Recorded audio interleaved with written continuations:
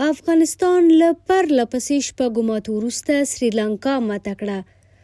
افغانستان د سریلانکا پر وړاندې له پرله پسې شپږو ماتو وروسته نن د 20 ورځې لوبلړۍ په وروستۍ لوبه کې سریلانکا د 3 منډو په توپیر ماته کړه. نن افغانستان د پچې له ګټلو سره سملاسي د توپوهنې پریکړه وکړه، په داسې حال کې چې په وروستیو ټولو لوبو کې د پچې ګټلو پر مهال ډګر ساتنه غوره کړې وه.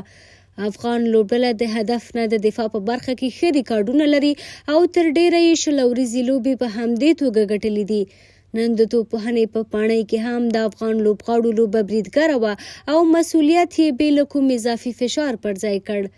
افغانستان د ګربز، حضرت الله ځاځي، عظمت عمرزي نبي او محمد اسحاق د چټکې توپوهنې پر مټ سریلانکا ته 210 منډې هدف ورکړ.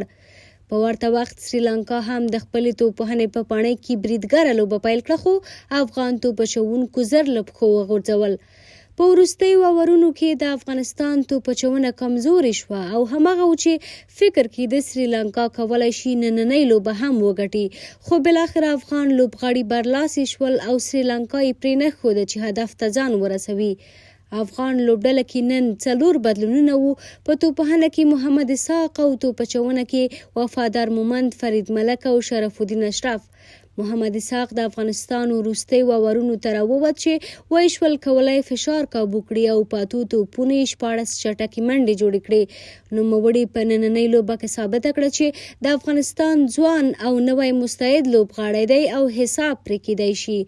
په همدې حال کې افغانستان د سریلانکا له سفر څه موده وروسته له ایرلنډ سره لوبلړۍ لري چې یاد هیواد ورته مخه لوبډلې اعلان کړي، خو دا چې افغان لوبغاړي سریلانکا سره په لوبو بوخت وو، تر اوسه د افغانستان د لوبغاړو نوملړ لا نه دی وروستی شوی.